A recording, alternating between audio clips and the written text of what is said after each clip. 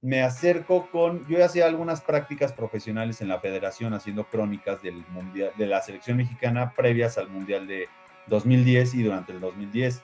Entonces me acerqué con el Necaxa, que ya había entablado pues con esa nueva directiva en ese momento, una relación, les presenté el libro y Mauricio Lanz, quien hoy lo aprecio mucho, es un gran amigo, hoy dirige Mazatlán precisamente, le enseñé el libro y me dijo, oye, pues qué buena onda de libro, no sé si ahorita lo podemos publicar, los presupuestos, siempre es lo mismo, ¿no? Nunca hay presupuesto, quieren todo gratis y además bien hecho.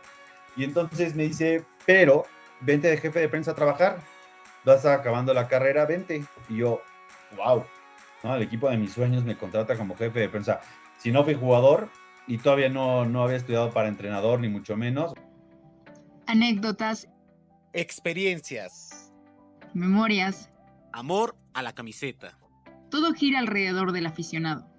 FanFest Podcast presenta La historia detrás del fan.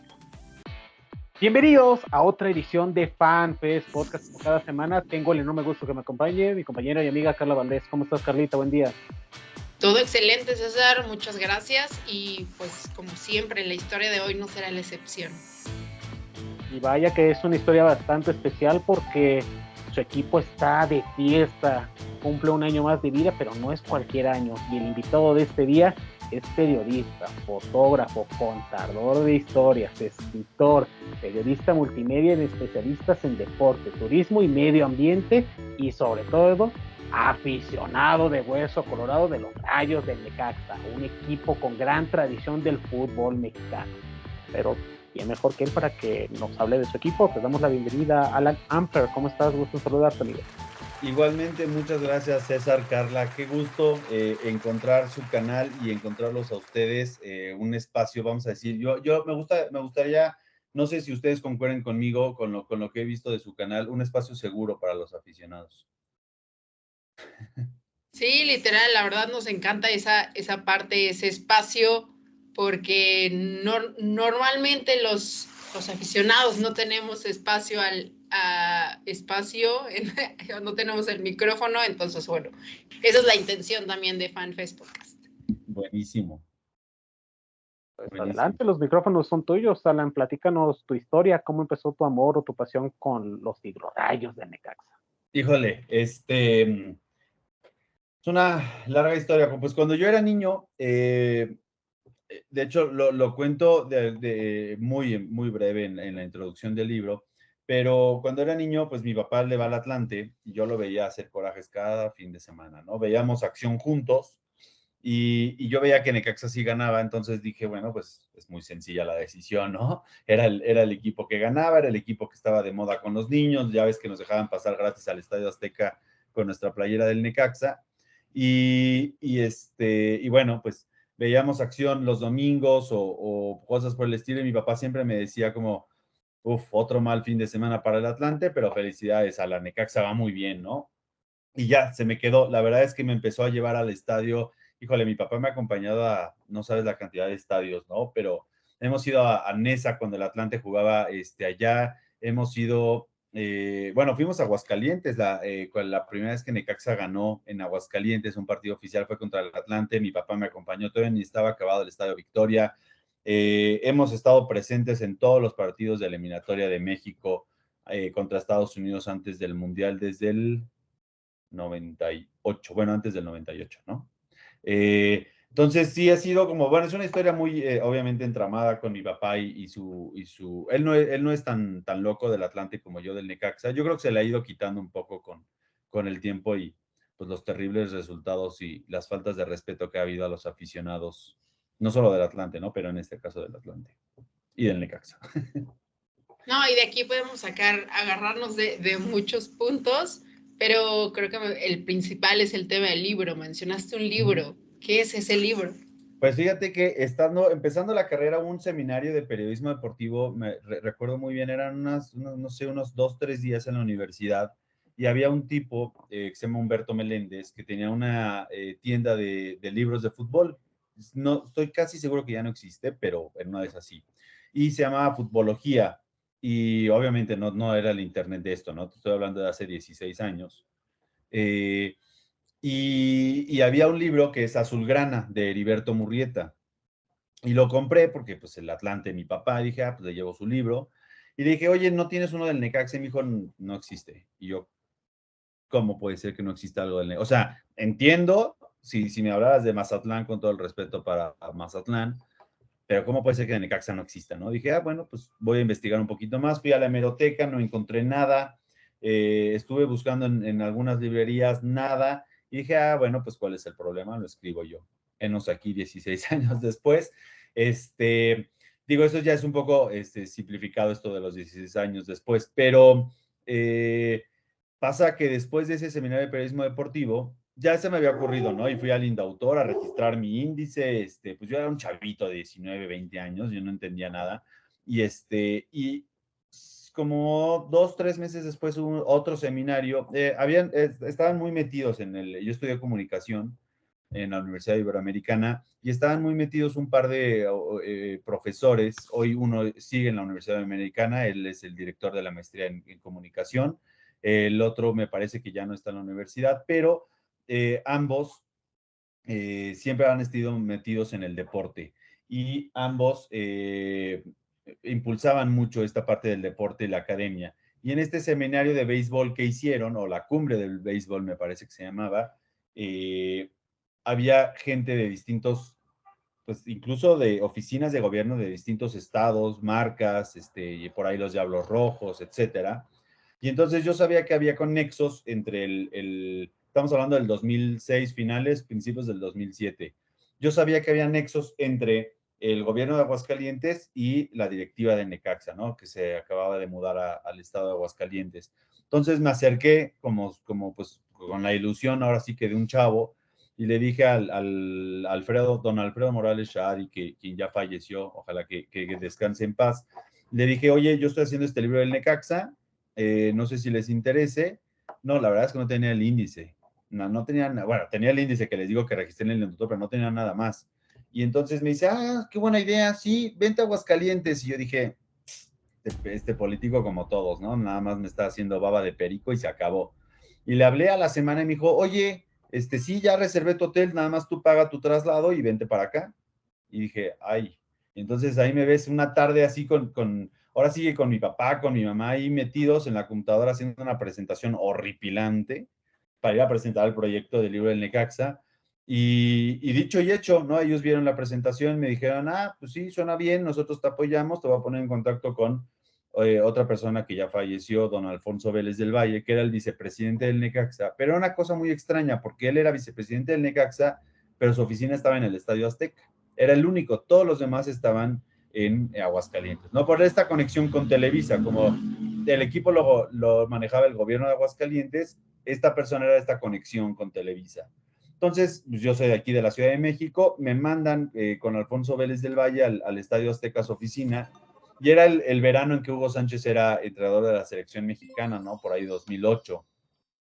Y yo iba a diario todo el verano a buscar contactos, a escuchar historias de este vicepresidente, y él fue quien me empezó a decir, mira, a ver, aquí está el contacto de Ricardo Peláez, vamos a hablarle y buscar esta entrevista. Y así fueron algunas de esas entrevistas. Y bueno, en 2009 desciende el Necaxa, y desciende el Necaxa, y entonces cuando veo que va a ascender o que hay esa posibilidad de volver a ascender contra León en 2010, un año después, me acerco yo hacía algunas prácticas profesionales en la federación haciendo crónicas del mundial, de la selección mexicana previas al mundial de 2010 y durante el 2010.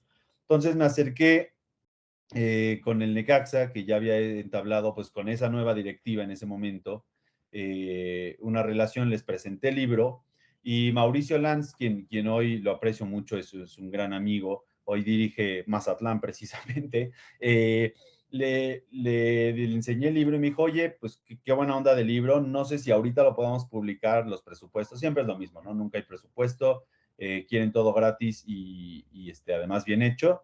Y entonces me dice, pero vente de jefe de prensa a trabajar, vas acabando la carrera, vente. Y yo, wow, ¿no? El equipo de mis sueños me contrata como jefe de prensa. si no fui jugador y todavía no había estudiado para entrenador, ni mucho menos, wow. Y me fui a Aguascalientes a ser jefe de prensa del Necaxa en primera división antes de que volviera a descender. Y ahí fue, bueno, ahí fui armando más, obviamente, el libro y fui encontrando otro tipo de jugadores, otro tipo de historias. En algún momento entrevisté a algunos aficionados de estos de la vieja guardia que hoy deben tener, te estoy hablando de esta entrevista hace 10, 15 años, la verdad es que no sé si sigan vivos incluso, pero aficionados de 70, 80 años que vieron al Necaxa, pues casi, no con los 11 hermanos, pero sí ya profesional, ¿no? Desde el principio. Poco a poco fui armando otras entrevistas, otros capítulos, y la realidad es que pudo haberse publicado desde el 2010 la primera vez. Pero bueno, las cosas, ahora sí que la gente dice, yo no concuerdo, pero dicen que las cosas pasan por algo. Al final es el libro en el centenario. Aquí está el libro para mostrárselos. No sé si aquí se alcanza a ver bien, y con esta luz amarilla horripilante. Pero bueno, este es el libro del Necaxa. Y pues son 416 páginas, aquí está un poco el grueso, con la historia de los 100 años, ¿no? Son desde 1900, bueno, poquito antes de 1923, que era el antecedente, vamos a decir, histórico, hasta el final del 2022 en Aguascalientes.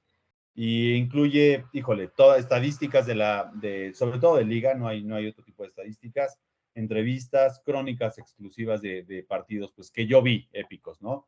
Otros son de investigación o de historiadores como Carlos Calderón, que para mí es el mejor historiador de fútbol que hay en México, por mucho, ¿no? Bueno, él y Enrique Ballesteros, que además son amigos, son muy buenos, pero sí, Carlos Calderón lleva a otro nivel la investigación de fútbol mexicano. Está Juan Terrazas, que es un caricaturista que mucho tiempo colaboró con Reforma, con Medio Tiempo y hoy con esto. Y está una entrevista a Juan Villoro. Los prólogos son de Heriberto Murrieta y de Alberto Lati. Aunque no son necaxistas, fíjate, Murrieta es atlantista y hay un capítulo del clásico original contra el Atlante. A ver si aquí lo encuentro velozmente para mostrárselos. Hay un capítulo, además de esta entrevista a estos señores ya grandes que les mencionaba, hay un capítulo especialmente dedicado a la afición del Necaxa, porque eso, ¿no? Al final van bien en jugadores, van bien en directivos, hacen y deshacen, sobre todo deshacen en general en todos los equipos, pero bueno, en Necaxa. ¿Y quiénes son los que estamos siempre, no? Pues los aficionados. Entonces, o sea, por supuesto yo soy periodista, pero también soy aficionado. Este es aquí, por ejemplo, el clásico rojiblancos versus azulgranas con el Atlante, una caricatura de Juan Terrazas precisamente, hecha específicamente para el libro. Hay una historia que no tenía dinero suficiente para comprar fotografías pues, antiguas o de los 90s. Entonces, la verdad es que cada vez que presentaba, oye, estoy haciendo la historia del Necaxa, todo el mundo pensaba que yo venía de Televisa, ¿no? Entonces me querían cobrar pues, una millonada. Y yo les decía, oye, pues no, es que no estás entendiendo, yo soy independiente, ¿no? Hasta hoy soy independiente. Entonces, encontré esta solución a ver si aquí hay, esta solución de las ilustraciones y caricaturas para suplir algunas cosas, pues de fotografías, ¿no? Por ejemplo, aquí hay cuando el Monstruo Álvarez le paró un penal a Rogero Ceni en la Libertadores.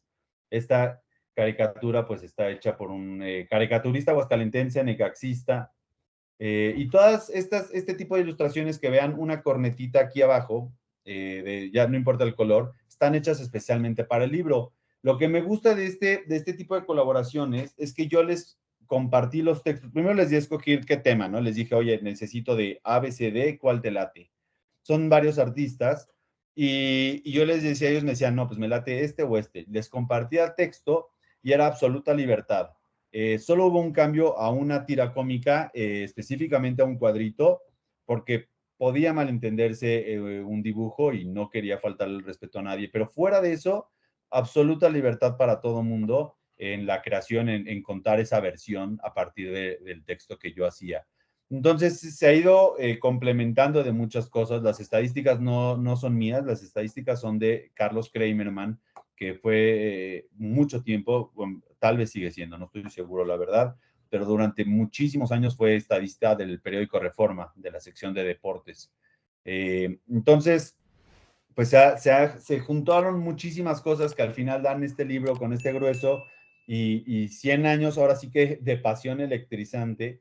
Incluí, por ejemplo, un capítulo que a mí me da mucha pena porque no tienen tanto apoyo como creo que deberían tener, pero incluía las centellas, ¿no? Al final, obviamente hace 16 años no había esto porque no existía, ¿no? Nada o casi nada de fútbol femenil. Hoy, pues bueno, un mini capítulo dada su corta historia.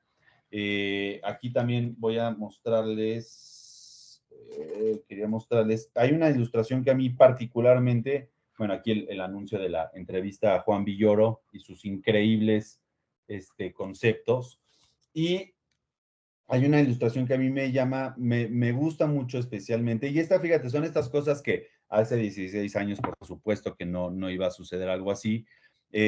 Hace unos meses, literalmente hace unos meses, en Instagram vi que una amiga reposteó una ilustración de una ilustradora chapaneca y me encantó su estilo, su arte, y la contacté rapidísimo y dije, oye, pues mira, yo conozco, bueno, llegué por otro amigo aficionado al Necaxa a una investigación acerca del origen del nombre que hizo Javier Romero, una persona que es originalmente de Nuevo Necaxa, allá en Puebla, ¿no? Que existe donde estaba la presa, donde está la presa originalmente y la cascada.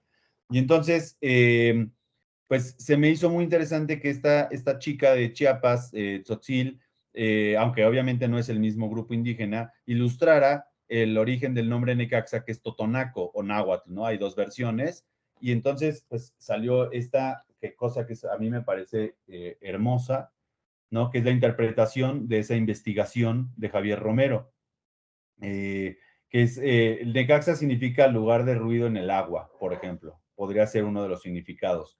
Y bueno, ella interpretó a partir de estas dos, pues estos dos teorías de acerca del significado de Necaxa, que se lo compartí, ella interpretó ese tipo de ilustración. Entonces hay una mezcolanza pues de distintas personas de distintos momentos, por ejemplo el narrador Javi Sol, que ahorita está en TUDN, él narra Necaxa de local. Es una historia muy curiosa, ¿no? Yo lo contacté porque dije, oye, qué interesante que un aficionado como yo pues también esté haciendo cosas de Necaxa, y lo entrevisté para el libro. Pero curiosamente, en 2008, hubo una feria de fútbol en Centro Banamex, si no me equivoco, y por esta relación que yo tenía con don Alfonso Vélez, me dejaron algún par de días encargado o un par de horas encargado del stand del Necaxa. Y en ese momento, pues yo estaba haciendo cosas del libro, ¿no? Y entonces veía aficionados del Necaxa y le decía, oye, dame una frase de por qué eres aficionado, o dime tu once ideal.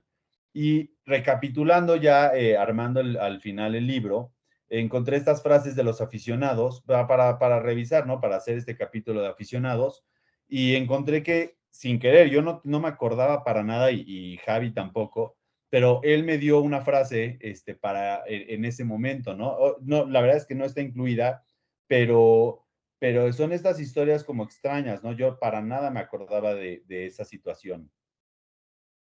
Y bueno, quería mostrarles también esta parte de los aficionados. Esta es otra ilustración de Murdoqueras, persona de Aguascalientes que les comentaba. Se ve mejor cuando no está aquí en medio, pero bueno, así es el libro, ¿no? Y bueno, además de la entrevista a Javi Sol, un pequeño texto de Juan Carlos Zamora, está una entrevista que hice a los del Comando Rojiblanco, que es la barra de la Ciudad de México del Necaxa. Y esas personalidades están incluidas en esta parte de aficionados, que les decía fuera de grabación, que para mí cuando yo imaginé el libro, cuando dije, yo me lo aviento, ¿cuál es el problema? Imaginaba un libro, como yo lo quería ver como aficionado, entonces, o que yo quisiera ver como aficionado, ¿no? Si yo fuera a llegar a comprar el libro, oye, pues, ¿qué trae el Necaxa? Pues a ver. Y entonces, así fue como lo hice, ¿no? Obviamente ahora soy periodista, mucho más que aficionado incluso del Necaxa, pero es de aficionados para aficionados, sin duda. Perdón, ya me alargué un poquillo. No, está al genial. contrario, creo que estamos encantados escuchando esta obra de arte. Gracias. Y para Alan Amper, ¿qué significa el Necaxa? Digo, ya platicaste la historia, todo, pero para ti, ¿qué significa el ser fan de los Hidrorrayos? Bueno, te iba a decir, antes de contestar la pregunta, habemos algunos loquitos del Necaxa que no nos gusta lo de Hidrorrayos, ¿no? Porque nos remite a este cambio de mote cuando se lo llevaron a Aguascalientes. Ahora ya son Rayos nuevamente, pero entiendo que muchos le sigan diciendo de Hidrorrayos. Es una cosa más como yo, porque me arrancaron al equipo de la Ciudad de México. ¿Qué significa el Necaxa? Pues una conexión directa a mi infancia, esta nostalgia de momentos padrísimos y un reto profesional e infinita frustración, la verdad. En lo deportivo, en lo profesional, como aficionado, híjole, por muchos lugares, ¿no? Pero sí, creo que eso significa Necaxa, esta conexión con el niño que fui. No recuerdo hace mucho que gritara o me emocionara por un gol del Necaxa.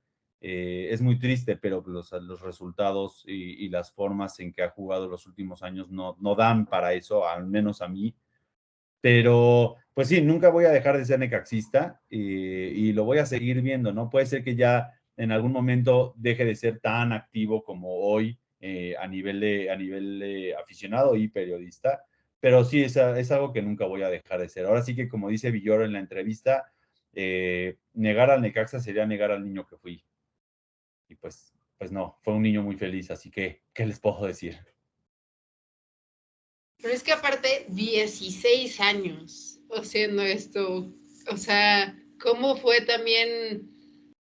Bueno, fue, ahorita digamos que es el momento perfecto, ¿no? En el que va a salir 100 años, pero ¿cómo tuviste también esa paciencia tanto para trabajarlo y juntar a todo este equipo de trabajo que sumó al libro y para tener esa paciencia de decir, bueno, ya o todavía no, o cuándo va a estar listo?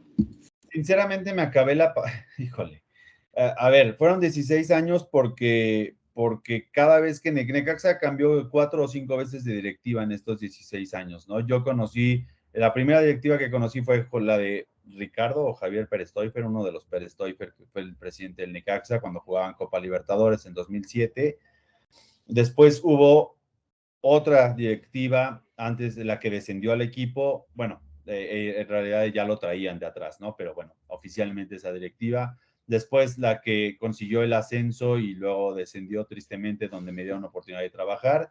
Y finalmente son 4 directivas. Y finalmente la familia Tinajero y esa administración que lleva desde el 2014-2015.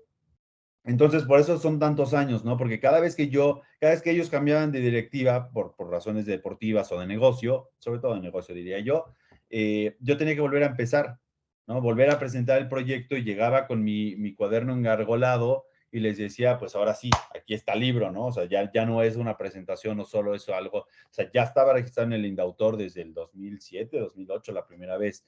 Entonces, por eso son 16 años, ¿no? Porque tuve que volver a empezar con cada directiva y siempre pasaba algo como, pues, estas cosas como de mala suerte que son detalles que a veces no tomamos en cuenta, ¿no? Pero, no sé, voy a inventar algo, ¿no? Pero el día que iba a firmar el contrato con esta directiva en 2015, cuando les fui a presentarle el libro por primera vez, voy a inventarte, ¿eh? Porque no, esa no es la historia real. No me gustaría decir la historia real, la verdad, pero se enfermó el director comercial. Y entonces, bueno, en realidad tuvo una tragedia familiar y no quiero sonar egoísta, ¿no? Pero justo esa semana que yo iba a firmar el contrato del libro. Y así pasaron cositas que iban deteniendo el libro. Y finalmente, por ejemplo, en el 2020, cuando se lo presenté a la familia Tinajero, les gustó y me dijeron, órale va, nosotros lo vemos para el centenario. Y yo les decía, yo encantado hago otra versión para el centenario, pero por salud mental incluso necesito sacarlo ya. Y y a la semana de eso, se los juro por mi vida, a la semana de eso, pandemia. Claramente no se firmó nada hasta el año pasado. Entonces, eso es por un lado, ¿no? He tenido que ser muy paciente en ese sentido. Y por otro lado, inicialmente este libro, en algún momento mi mamá, quien ya falleció, se dedicó dedicaba, bueno, daba clases de relaciones públicas en la universidad y también era muy buena en corrección de estilo. Ella me ayudó mucho, lo hizo parte también de sí, ella me acompañó a presentarlo en esta ocasión en Aguascalientes con ese político. Hay una anécdota ahí con Aguinaga que, pues yo veía Aguinaga y es Aguinaga, ¿no? O sea, para los necaxistas es Aguinaga. Y entonces Aguinaga era el director deportivo, él estaba parado ahí en la cancha del Estado de Victoria, nos dejaron pasar para presentarle el proyecto y demás. Creo que, no recuerdo si ya lo había entrevistado, pero bueno, era Aguinaga, o sea, creo que era la segunda vez en mi vida que lo veía. Y mi mamá dio el pasto así bien cortadito, todo lindo del estadio, y se quitó los zapatos y empezó ahí pues a masajearse los pies y no sé cuándo. Yo decía, mamá, por favor, contrólate que está Aguinaga enfrente, ¿no? Y Aguinaga estaba muerto de la risa en realidad, ¿no? Decía, tú haz lo que quieras, es el pasto para eso es, ¿no? Entonces, mi mamá me ayudó mucho y la idea era que el libro estuviera dedicado a mi abuela como sorpresa para mi mamá. Hoy mi mamá ya falleció, bueno, falleció hace 4 años, entonces, pues no solo era ya el proyecto, no quiero llamarlo obsesión o berrinche, ¿no? Pero era este objetivo de cumplirlo por mí mismo, ¿no? Por cumplir este objetivo profesional y en segundo lugar, obviamente, pues haciendo el honor a mi abuela y a mi mamá que había algo. Y obviamente también incluir a mi papá y a mi hermano que han sido pilares para que, literalmente pilares para que el libro pudiera imprimirse, por ejemplo, o conseguir entrevistas, etcétera. Entonces, claramente no solo es un esfuerzo mío y al menos así, creo que así soy. Es cerrar el ciclo y cumplir con todos los que participaron, ¿no? O sea, a mí me da pena incluso volver a encontrar, no sé, por ejemplo, a Guinaga, 10 años después de la entrevista que le hice para el libro y decirle, oye, perdón, no ha salido, pero ¿qué te puedo decir?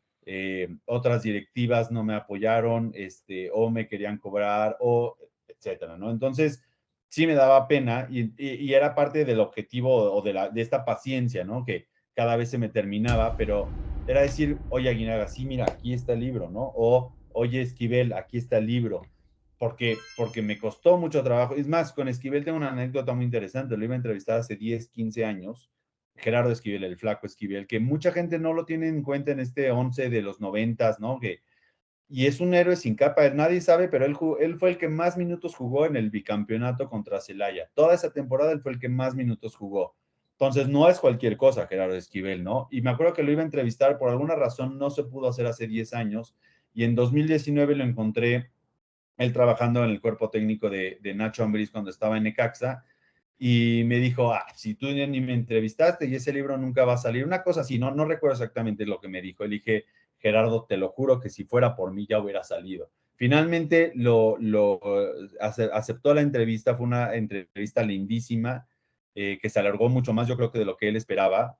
Y hace unos días que le envié su libro, recibí un mensaje muy lindo que para mí ya vale la pena ese tipo de cosas, ¿no? Ese tipo de mensajes y de retroalimentación, más allá de, ojalá que se venda porque necesito recuperar el dinero, negocio no es, pero sí, que necesito recuperar el dinero, pero ese tipo de mensajes ya valen la pena, ¿no? O el miércoles que fue el partido de Necaxa Athletic de Bilbao, me lancé a Aguascalientes y pude ver en un espacio de 2, 3 minutos a Enrique Borja que estaba en la transmisión de TUDN.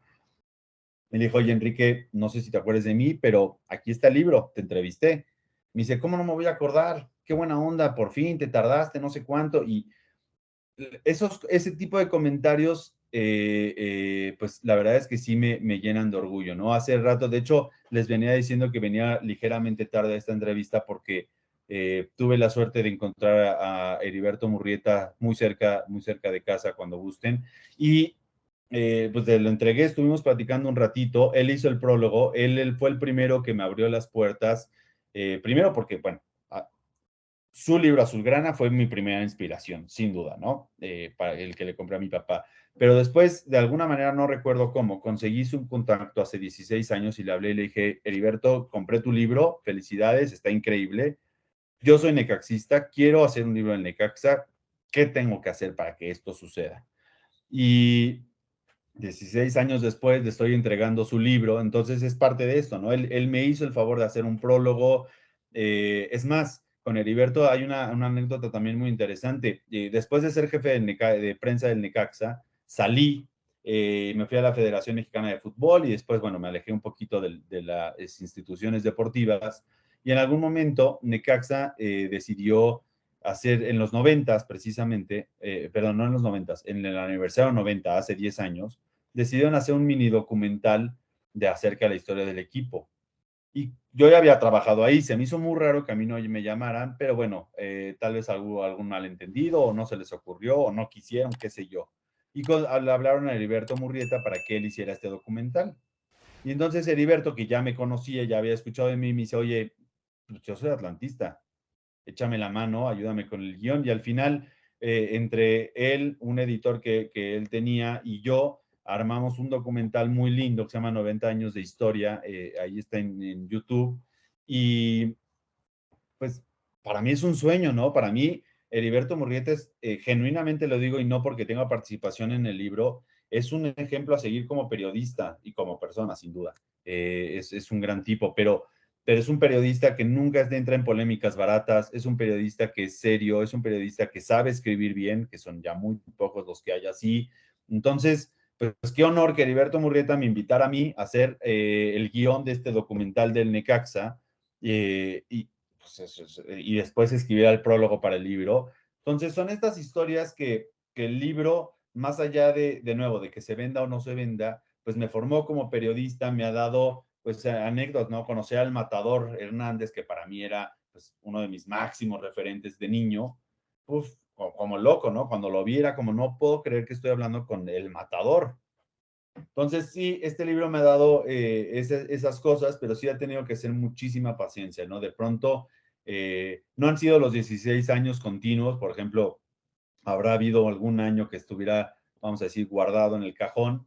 Y sí, sobre todo es así. No, y sin duda, creo que te has dado cuenta que, bueno, ahorita ya es, digamos, un poco el final del camino, pero ese aprendizaje, cómo te ha formado, todo lo que has aprendido, las entrevistas que has tenido, todo eso sin duda ha valido la pena y como bien mencionas, te ha formado. Muchísimo, muchísimo. Y fíjate que no solo le cumplí sueños al niño que fui, sino pues como profesional, ¿no? La oportunidad de hablar a mis 21 años con Juan Villoro y escuchar y aprender esos conceptos y luego pues obviamente leer sus libros e incluso hago un homenaje en su entrevista al final a un párrafo que él tiene en Dios es Redondo. Me vuela la cabeza, o sea, no puedo creer que tengo una entrevista con Juan Villoro y hoy puede parecer como,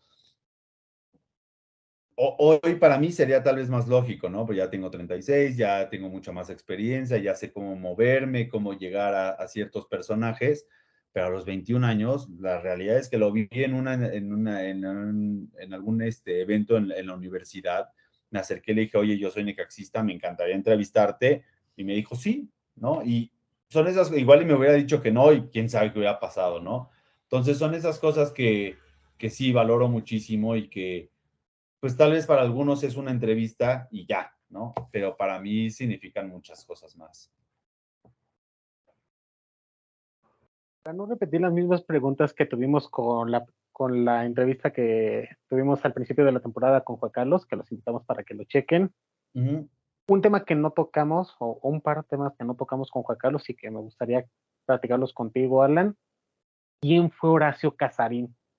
¿Por qué es tan importante? Porque ya mencionabas la rivalidad, pero pensando que es el centenario, este personaje histórico del fútbol mexicano y que gracias a él, pues, engendró lo que hoy en día conocemos como el primer clásico, la primera gran rivalidad del fútbol mexicano, como lo son los Potros de Hierro del Atlante y el Necaxa.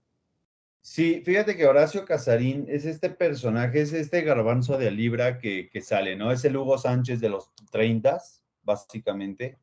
Era un gran goleador, obviamente yo no lo vi jugar y no he encontrado ningún video, es más, no creo que hubiera habido videos. Horacio Casarín, bueno, la historia es que había los 11 hermanos que no eran hermanos, así se les llamaba al Necaxa, era por cómo se entendían dentro y fuera de la cancha. Y Horacio Casarín, él mismo cuenta en un libro que él era como el primer primo, ¿no? O sea, cuando ellos se iban a a tomar una cerveza después de un partido, a él le pedían, pues, qué sé yo, un chocolate con leche o algo por el estilo, ¿no? Algo que no tuviera alcohol porque él tenía 16 años. Él debutó con Necaxa y en algún momento Necaxa, pues obviamente se empiezan a salir estos jugadores que fueron campeonísimos en los 30s y Horacio es uno de los que se va al Atlante. Y había rivalidad entre Necaxa y Atlante por un par de finales donde primero le ganó el Atlante al Necaxa, después Necaxa destrozó al Atlante y la rivalidad no era tanto deportiva, era más en la tribuna porque eran ambos equipos del pueblo, ¿no? El América siempre ha sido el equipo de los ricos, estaban el España y el Asturias en los 20s, 30s, 40s, que eran los equipos de la comunidad española, y en México, en la Ciudad de México estaba el Atlante, que eran le decían los prietitos, que eran, así te lo decían, albañiles, pulqueros, leperitos, así es como tal cual lo decían, ¿no? Y el Necaxa era el equipo del pueblo, pero un poquitito más, híjole, no sé cómo llamarlo políticamente correcto, ¿no? Pero eran oficinistas de la compañía de Luz y Fuerza, ¿no? Entonces, este era el pique, ¿no? Eran estos, pues ambos somos del pueblo, pero ¿cuál es más pueblo? Y obviamente nació de que Atlante jugaba bien y Necaxa también. Y por eso es el clásico original. Cuando Casarín se va al Atlante, pues obviamente los necaxistas se vuelven locos y además desaparece el Necaxa 1 o 2 años después, porque para ellos decían que era pues muy vulgar cobrar por ser profesionales, ¿no? Fíjate lo que son las cosas. Y hoy, bueno, ya es otra historia con todos, ¿no? Y cuando regresa Necaxa, con estas politiquerías que hemos tenido toda la vida en el fútbol mexicano, no pasa por segunda división. Cuando reaparece Necaxa, reaparece porque desaparecen precisamente España y Asturias, y Horacio Casarín ya estaba en Zacatepec, si no me equivoco, y dice, reaparece Necaxa, vámonos, y pum, que sale goleador con Necaxa. Y ese es Horacio Casarín. Es por eso esta figura entrañable que hizo, pues desde que él no fue del campeonísimo de 1935, pero sí es esta figura que, digamos, ayudó a trascender a los 11 hermanos y porque él mismo, ¿no? Se fue a jugar a Barcelona, jugó con la selección mexicana infinitamente, entonces él ayudó a que trascendiera todavía más o alargar, vamos a decir, extender esta parte de los 11 hermanos y esta conexión con la afición, que evidentemente pues, era mucho más cercana y muy diferente a lo que es hoy. Si me permites, Carla, en los 40 desapareció el Necaxa, como bien comentas, y regresando, qué curioso, a pesar de haberse ido bastante tiempo, la afición todavía recordaba a este equipo que marcó época. ¿En Claro. el libro se platica de eso o qué aspectos destacas de ese capítulo? Porque al final de cuentas, pues desaparecer, ya lo vimos con el León, desapareció 10 años, regresó y pues ahorita está, pero en el caso del Necaxa no se fue por descenso, sino se fue por la profesionalización que hoy en día se conoce pues en la Liga MX de los 40 hasta la actualidad, pero en esa etapa, pues, ¿qué es Pues lo que te fíjate pudieron que platicar? hablo justo lo que les decía, ¿no? Hablo un poco de los antecedentes históricos que dieron pie a que existiera Necaxa, como Necaxa per se. Después hago este capítulo que es donde les decía de esta imagen, se hizo la luz, ahí es como es la fundación. Y después, inmediatamente después, ahí viene el capítulo de los 11 hermanos, bueno, después de la entrevista a Juan Villoro, pero viene este capítulo de los 11 hermanos donde cuento qué hicieron los 11 hermanos, qué ganaron y finalmente cómo es que desaparece Necaxa antes de que fuera profesional. Fíjate, incluso aquí se va a ver si no se ve tan mal, un poema que publicaron en algún periódico en algún momento que dice adiós al Necaxa, ¿no? Entonces, sí, narro absolutamente todo esa parte, obviamente a partir de investigaciones históricas. Y luego, la verdad es que no recuerdo exactamente la historia, ya tiene tantos años y son tantas cosas, pero en algún momento mi papá encontró a la familia del poeta Lozano, que era uno de los 11 hermanos. Y ellos tienen archivadas varias fotografías, son las únicas fotografías que incluyo, son las antiguas, pues de periódicos, de revistas, cosas antiguas, ¿no? Y por ejemplo, aquí me gusta mucho mostrar esto porque antes no les daban medallas. Aparentemente, yo no tengo otra forma de comprobarlo, tengo que hablar con Carlos, pero les daban estos cinturones en lugar de medalla, y este es original, ellos lo conservan. Yo tomé esa fotografía y también estas cajas de cerillos donde aparecían los jugadores. Entonces, narro este tipo de cosas, y esta parte es antiguas, ¿no? Este era el poeta Lozano, precisamente para que lo puedan ver. Y obviamente aprovecho para saludar a su hijo y a su nieto, don Tomás y Rolando Lozano, porque ellos me ayudaron con este tipo de material. Ya fue cosa de escanearlo y hacerlo la parte digital para poder integrarlo, pero sí hay varias fotografías y recortes de periódicos donde pues, la familia fue guardando cosas y me permitieron reproducirlas aquí. Y precisamente Carlos Calderón es quien me ayudó a ver pues qué periódico o de dónde, ¿no? Fíjate, hablando de Casarín, justo abrí esta página donde dice Casarín y la Viada, cuando le tronaron la pata y quemaron el Parque Asturias. Entonces, sí, narro esa parte absolutamente desde antes de que se creara el Necaxa hasta, bueno, te digo, hasta el 2022, pero sí narro todo eso, por supuesto. Es que, o sea, sigues hablando y sigues contando cosas y bueno, es un trabajar, la verdad. Muchísimas felicidades y, Muchas gracias. Bueno, ¿dónde lo compramos? La página ahorita es pasionelectrizante.com, así, obviamente sin acento, pasionelectrizante.com. Ahí es donde yo hago personalmente los envíos. También pueden encontrar en tienda Necaxa, que es la tienda oficial del Club Necaxa.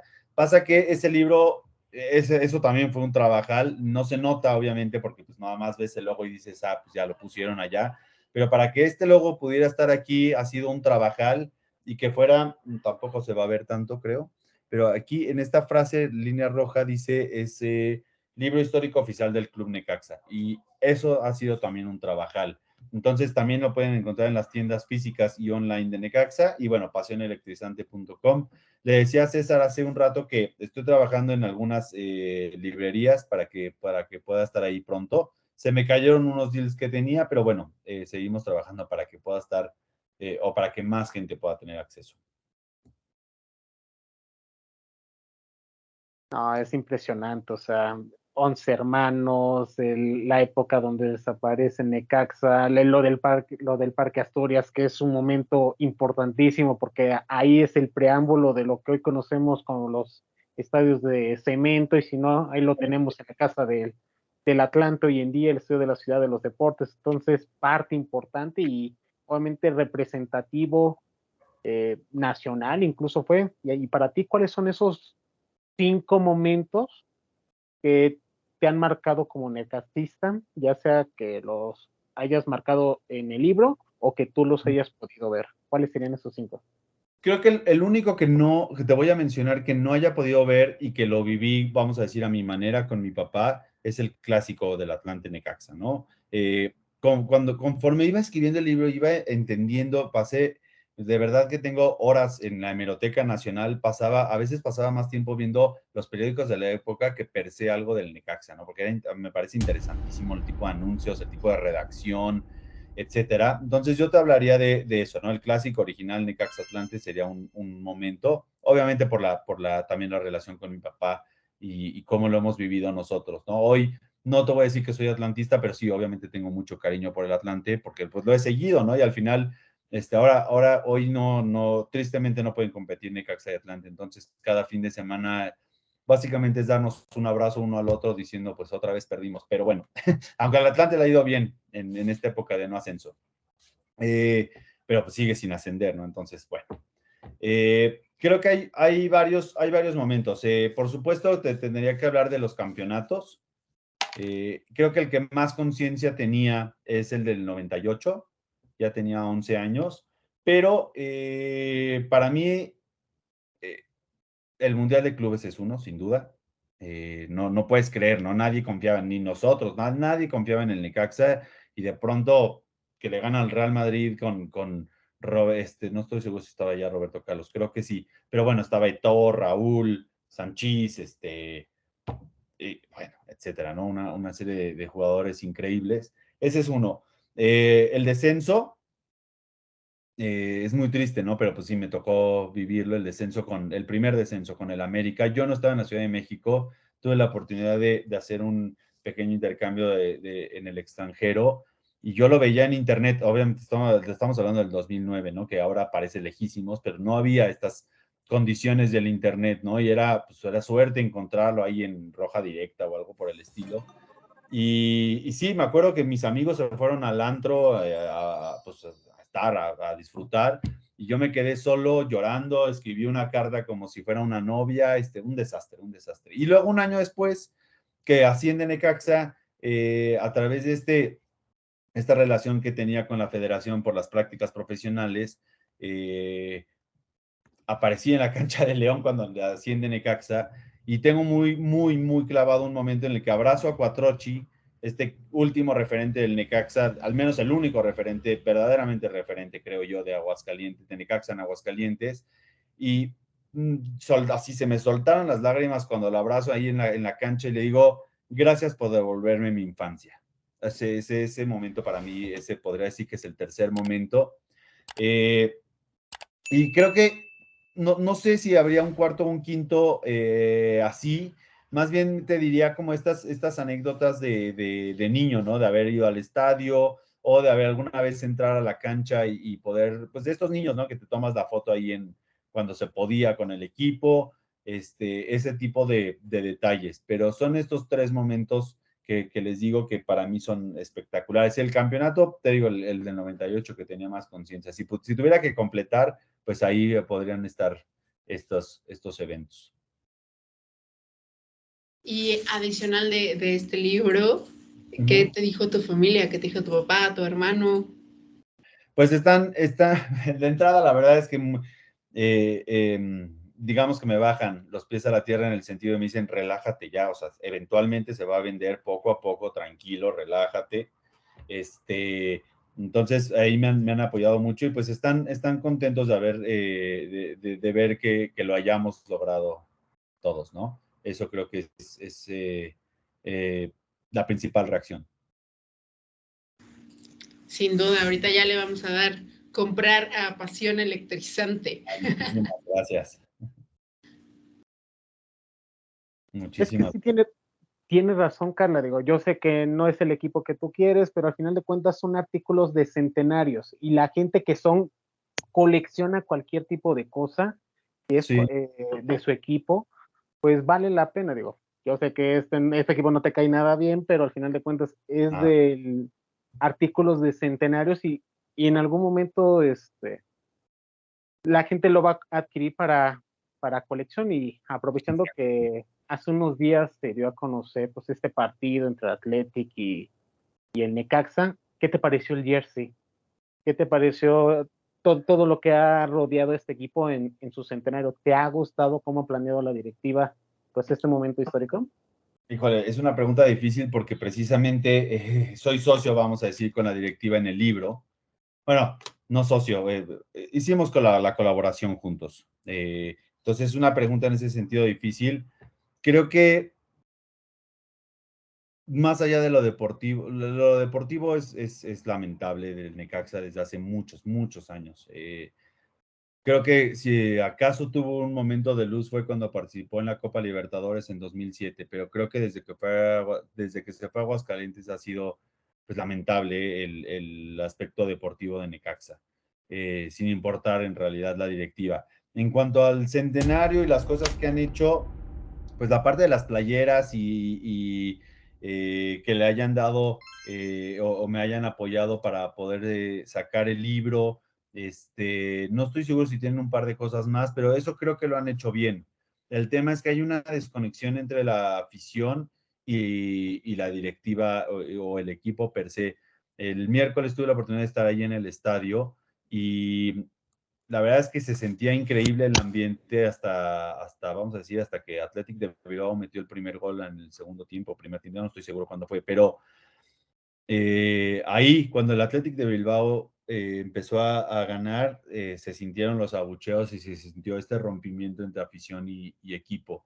Y eso a mí me pone muy triste porque al final, independientemente de nuevo, ¿no? De quién vaya, quién esté, quién sea el dueño, etcétera, pues al final los aficionados somos los que siempre estamos y los que ponemos la lana ya sea para viajar o para comprar el boleto al estadio o para comprar la playera, ¿no? Aquí vengo a presumir es esta que acabo de adquirir de de Nico Navarro inspirada en la de Nico Navarro de los 90s. Y esta sí me encantó, la verdad. En ese sentido creo que han hecho cosas interesantes, pero si hay algo que aprendí cuando fui jefe de prensa es que no importa qué tan bien se hagas tu trabajo, no importa si eres un crack, no importa si tienes toda una estrategia espectacular atrás, no importa si tienes todos los analytics del mundo, lo que tú quieras. Si el equipo pierde, no quiero decir se tira tu trabajo, pero tampoco quiero decir que vale menos, pero no tiene la misma influencia. Es más, yo diría que si ahorita el Necaxa, vamos a decir, estuviera en los primeros lugares o el torneo pasado hubiera llegado, qué sé yo, a semifinales y hubiera jugado bonito, el libro se estaría vendiendo mucho más rápido. Pero mientras Necaxa siga perdiendo, incluso en páginas que no son del equipo, veo muchos comentarios de qué importa, por ejemplo, un libro, qué importa la playera, qué importa no sé qué si nunca ganan, si siempre venden jugadores. Y así es muy difícil. El fútbol es así. Si ganas, todo lo demás es bonito, ¿no? Si pierdes, todo es horrible. Y no necesariamente creo que debería regirse por el resultado per se. Pero bueno, al final es así y es un negocio también. Entonces, en ese sentido, creo que, de nuevo, la imagen es muy linda. El logotipo de los 100 años, aquí está, a mí me gustó mucho porque no le movieron al logo original. Esto es una discusión que he tenido con gente de Necaxa en general. Yo ya le hubiera quitado las 3 estrellas al logotipo en general, no solo el del centenario, al logotipo normal o al escudo. El logotipo es muy mercadológico llamarlo. Porque primero no son 3 títulos, son 7, si contamos la época amateur, y creo que todo el mundo debería contar, ese es el fútbol mexicano. Y en segundo lugar, es el mismo escudo el que usan las centellas, ¿no? Y las centellas no tienen ningún título. Entonces, creo que pues creo que tendría que ser sin las estrellas el escudo del Necaxa. Sin duda, y bueno, otro de los puntos que me gustaría tocar es que mencionaste que has asistido con tu papá a todos los partidos México-Estados Unidos. Sí. ¿Cómo es esa anécdota o esa vivencia que ya es tradición? Fíjate que sí, exacto, se empezó a hacer tradición, yo recuerdo que fue en el 98, bueno, antes del 97, 98, no recuerdo cuándo fue ese partido, pues fuimos, ¿no? Y luego recuerdo que fuimos al del 2001, previo al Mundial del 2002, y entonces cuando se acercaba el del 2006, le dije a mi papá, yo obviamente ya tenía casi 20 años por ahí, le dije, oye, pues te invito, vamos, y luego para el 2010 dije, bueno, órale, vamos otra vez, y creo que sí, creo que con Qatar rompimos esa tradición, para Qatar, siendo sincero, pero sí, hasta Rusia habíamos ido a todos estos, justo de México a Estados Unidos, ¿no? Por lo que representa, pues, ese partido para los mexicanos. Pero se fue haciendo tradición. Ay, qué cosas, que ya viste, rompió la cábala, Carla, por eso nos fue mal en Qatar. Ya tenemos Dale. ¿te crees? Exacto. No te creas, pero hablando de cábalas, ¿tú tienes cábalas? ¿Tienes rituales para cuando vas al día del partido? ¿Te pones este jersey, este es mi favorito y con este Necaxa no pierde? ¿O realmente no tienes ese tipo de supersticiones para cuando ves el equipo de tus amores? No, la verdad es que no creo en nada de ese tipo de cosas. Algunas, de hecho, me parecen bastante graciosas. Lo que sí tengo y trato de usar, la verdad, cada vez menos porque ya se está dañando un poco, la he usado tanto para jugar fútbol, para ir al estadio, para lo que ustedes quieran, pero esta es mi favorita, ¿no? Habla de mi Necaxa adolescente, finales de los 90, principios de los 2000, el Chango Moreno, Aguinaga utilizando esta playera, entonces por eso es mi favorita, pero si se fijan, pues aquí el escudo de Atlética ya está dando de sí, entonces trato de usarla cada vez menos, pero eso sería lo único, no tengo ninguna cábala, ninguna superstición, utilizo cualquier playera de Necaxa que me guste y que sienta cómoda. Y actualmente sigues yendo al estadio. Bueno, nos dijiste que fuiste recientemente a este partido, pero cuando viene a la Ciudad de México o vas de vez en cuando a Aguascalientes. Sí, trato de ir al estadio y contra mi pesar, por mi forma de pensar y mis valores, pues acabé suscribiéndome a ViX. para ver a los partidos de Necaxa. Ya ves que, pues como no es el América o no es las Chivas, pues hay que, bueno, ahora ya todos los equipos hay que buscarle cómo verlos. Pero sí, trato de estar pendiente. Obviamente a veces la economía no da para estar viajando cada 15 días a ver a Necaxa Aguascalientes, que es algo que platicaba muy curioso con el comando rojiblanco, ¿no? Para ellos, y comparto esa opinión, o bueno, para algunos con las personas que platiqué, pues Necaxa siempre es visitante, ¿no? Siempre tenemos que viajar a verlo. No importa si es visitante de verdad o aunque jueguen Aguascalientes, pues los que somos de la Ciudad de México, siempre tenemos que ir a viajar para poder verlo. Entonces, sí, pues trato en la medida de las posibilidades. Hablaste de fidelidad, hablaste de amor a la camiseta, pero ¿qué tiene que hacer el equipo, la organización para recuperar esa ideología? Porque ya mencionabas, no te gusta que le digan hidrocálidos, son rayos de Necaxa y como ya platicamos fuera del aire, pues su casa en un principio era el Estadio Azteca, y si no recuerden, antes de las remodelaciones, que la parte baja de la portería azul estaba el logo del Necaxa y ahorita está el logo del América, pero ¿qué tiene que hacer la directiva o el equipo para tratar de reconciliarse con la afición? Porque es un año especial, 100 años no los cumple cualquiera y este año se supone que tendría que ser de celebración y no se han dado los todos ni en la rama varonil ni mucho menos en la rama femenil. Es una pregunta complicadísima porque no estoy seguro que haya una solución exacta, ¿no? Si Necaxa cuando se fue a Aguascalientes no ha conseguido nada desde que se fue ahí. Es más, descendió 2 veces, ¿no? Entonces, eso dificulta mucho. A la gente de Aguascalientes le impusieron el Necaxa porque era los Gallos de Aguascalientes, que era el equipo original, eran filial del Necaxa en 90s, principios de los 2000s. Y es por eso que mucha gente lo siente como esta imposición, ¿no? Y obviamente muchos eran aficionados de Chivas, de América. Entonces, cuando vas al Victoria contra un Necaxa América, es muy común que Necaxa parezca el visitante, ¿no? Y que haya la mayoría de América o de Chivas.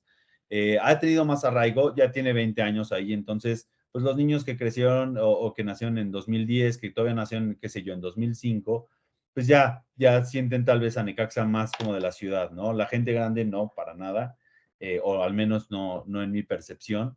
¿Qué tiene que hacer la directiva? No estoy seguro que te digo, haya una respuesta. Más bien creo que también tiene que ver con el fútbol mexicano, ¿no? Si no hay, yo soy de la creencia que si no hay ascenso y descenso, pues equipos como Necaxa, como Mazatlán, como Atlas, incluso como Querétaro, como Xolos, como, bueno, Toluca ya vimos porque tuvo que pagar multa, pero hay muchos equipos así que no van a invertirle o sea, no van a invertir nada más de lo necesario mientras no haya descenso, porque la inversión está asegurada, ¿no? Y entonces eso permite que los jugadores se relajen, ¿no? Y en el caso del Necaxa, pues yo diría que tendrían que encontrar la manera de motivar a los jugadores para que al menos suden la camiseta, que eso es lo que molesta. O sea, obviamente, como aficionado, la exigencia por la historia del Necaxa siempre debería ser que fuera campeón, pero también hay que ser realistas y no puedes competir con el presupuesto de Rayados o de Tigres. Entonces, por lo menos encontrar jugadores que sí se partan, pues ahora sí que disculpen mi francés, pero que se partan la madre, pues ya no digas por el Necaxa, ya no digas por la afición, por ellos mismos. Creo que eso valoraría mucho la afición. Creo que eso es parte fundamental. Y por otro lado,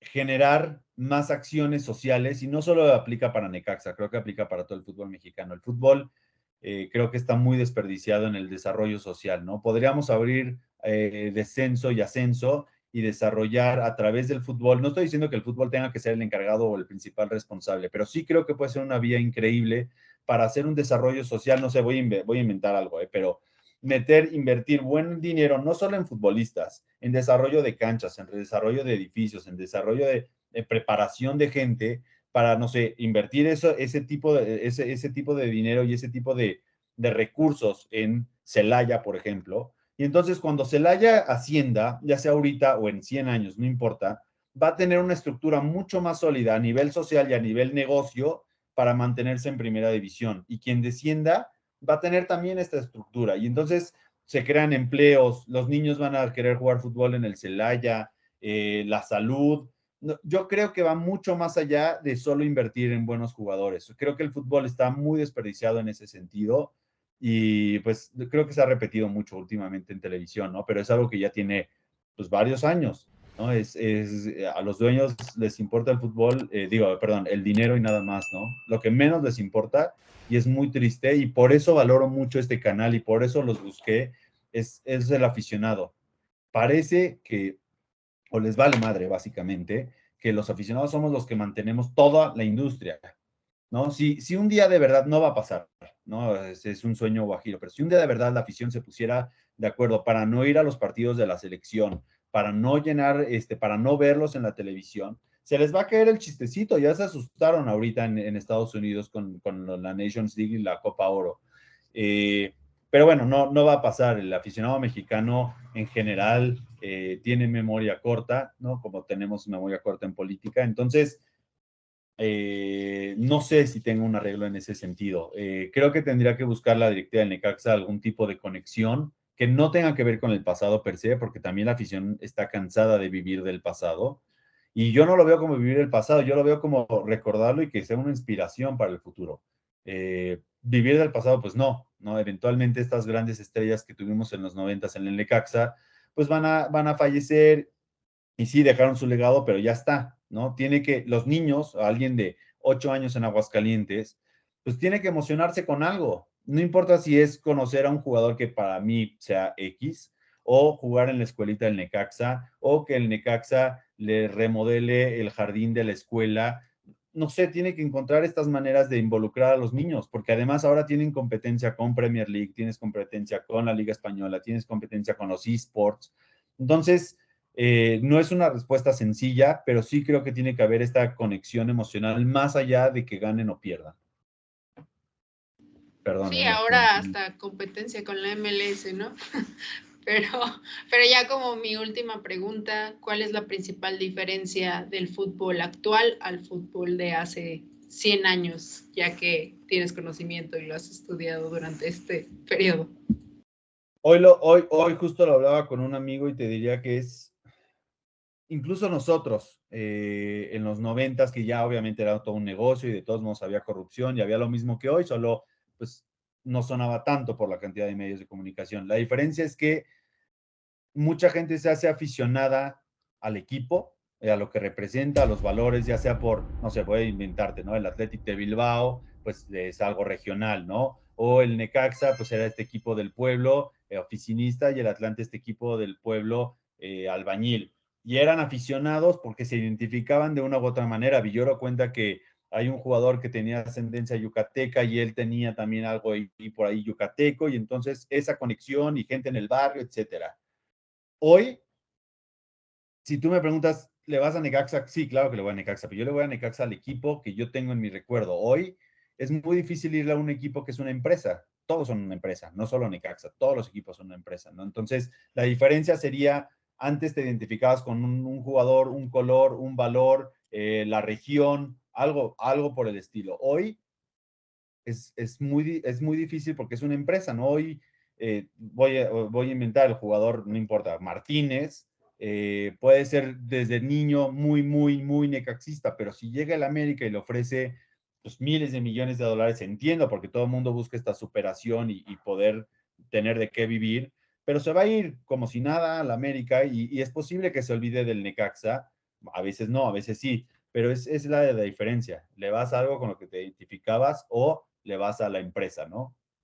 Y por eso creo que también es mucho más difícil, al menos en mi caso, emocionarme, porque pues sé que el gol es de una empresa, no de un equipo.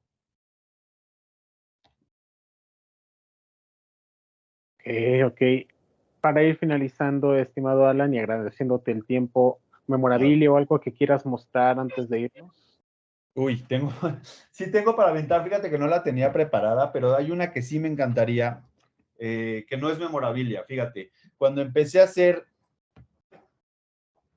esta investigación, descubrí que había un libro antiguo de Juan Cidi Mulet, que es un escritor español, me parece, que se llama El Libro de Oro del Fútbol Mexicano. Este libro es una de las principales fuentes, si no es que la principal, como libro per se de la historia del fútbol mexicano. Y obviamente hay periódicos, hay fotografías de la época, pero este libro per se publicó en los 60s y no saben cómo recorría la ciudad corriendo porque Humberto, este personaje de futbología que les mencionaba, me decía, vente, pero yo estoy casi en el Azteca, tenía su tienda en algún momento, ¿no? Y yo estaba, pues, en la universidad hasta Santa Fe, había que recorrer la ciudad para poder sacar unas copias de este libro. Finalmente, hace un par de años, para hacerles cuento, es el corto, hacer corto el cuento, logré conseguir mi propio ejemplar. La verdad es que me salió en una ganga gracias a una historiadora que también me ayudó mucho. Y voy a abrirlo aquí. O sea, sí es un libro del 62. Hace rato lo estaba revisando. Pero comprende todo lo que se quieran imaginar. Pachuca, cómo se formó, quién fue el primer presidente, qué sé yo, de la federación, cómo quedaron Necaxa contra Atlante en no sé qué época. Estoy buscando justo esta parte, estas hojas del Necaxa que anda, obviamente atesoro todavía mis copias de este libro, pero por ejemplo aquí, la historia del equipo Luz y Fuerza, antecedente del Necaxa.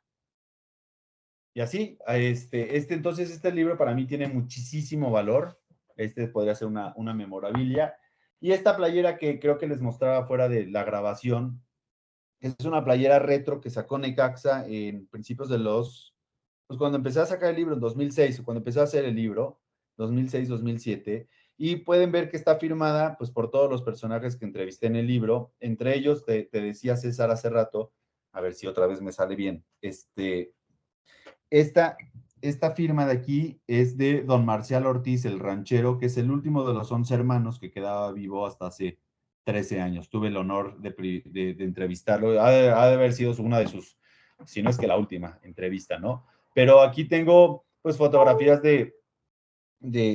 fotografías, firmas de Juan Villoro, Aguinaga, apenas el cuchillo, el otro día lo vi, él es alguien que no había podido conseguir, ahí hizo su cuchillito, no sé si alcanzan a verlo, híjole, Cuatrochi, Nico Navarro, Cabrera, híjole, todos estos jugadores que logré entrevistar, el hijo del ranchero Ortiz, que fue uno de los que metió gol al Santos de Pelé en el 62, y bueno, para mí esta pieza de memorabilia es increíble. Hay una fotografía en el libro, porque dije, o sea, está padre para mí pues como aficionado, ¿no? Es algo que en teoría los más cuadrados del periodismo te dirían, no puedes tomarte foto, no puedes pedir un autógrafo. Y bueno, yo pienso un poco diferente. Obviamente no era lo primero que llegaba a pedir. Yo primero hacía la entrevista y después ya sí estaba todo bien. Entonces, aquí tengo la fotografía de esta para compartirla con la gente y que puedan, y pues que puedan disfrutar tanto como yo esa parte, ¿no? Que es una pieza increíble. Ya ahora sí estoy a punto de enmarcarla. Me faltaban, si no me equivoco, me falta la firma todavía, creo que del ratón Zárate, y ya podría empezar a enmarcarla. Justo esa era mi pregunta, ¿cuál faltaba ya para darle carpetazo y ya que quede enmarcada? Sí, fíjate que al ratón lo tuve que entrevistar, ahora sí que cuasi Zoom, no era Zoom todavía, yo creo que haber sido Skype o algo por el estilo, porque él vive en Argentina. A Ivo Basay sí lo pude ver en México cuando vino con TUDN o TDN o no sé quién era, para el Mundial del 2018. Entonces creo que me falta la del ratón Zárate, estoy casi seguro. Incluso, si no me equivoco, tengo ahí la del Chango Moreno, que en paz descanse. Entonces sí hay varias, híjole, es que no sé, me encanta. De hecho, cuando la llevé en la presentación me decían los directivos, oye, cuídala bien porque esta te puede desaparecer fácil, ¿no? El Picas, Adolfo Ríos, Miguel Acosta, hasta te voy a decir, aquí tengo Sergio Vázquez, Carlos Albert, Nico Navarro, Chava Cabrera, Cuatrochi, Villoro, aquí hay varias. Ajá. Ahí está la de Cuatrochi, está aquí, y la de Villoro está aquí al ladito, fíjate. Que obviamente Villoro no jugó en el Necaxa, pero no podía no pedirle su firma para la playera del Necaxa, ¿no? Sí, ha sido un estandarte para todos los demás aficionados.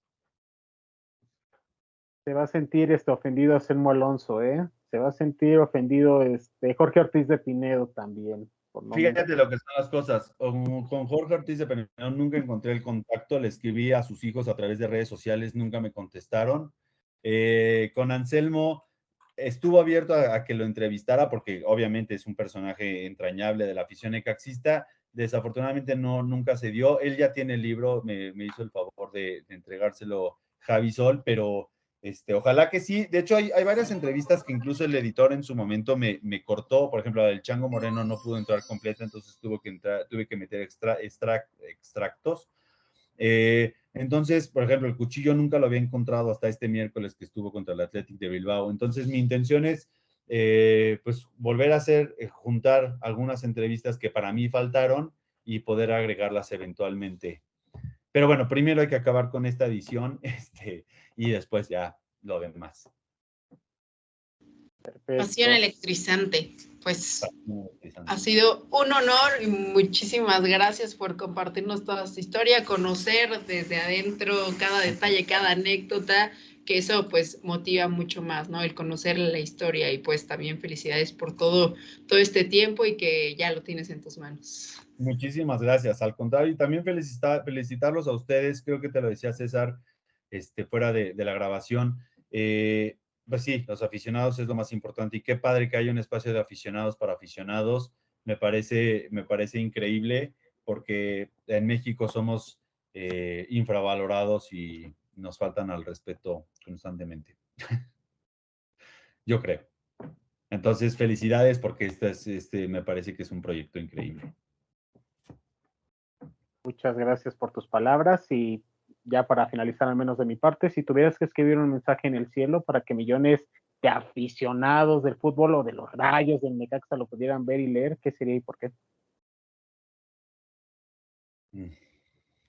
Sí, creo que es una de las frases con la que abro mi prólogo o prefacio, ya no sé que ahí te va, te la voy a leer per se, es...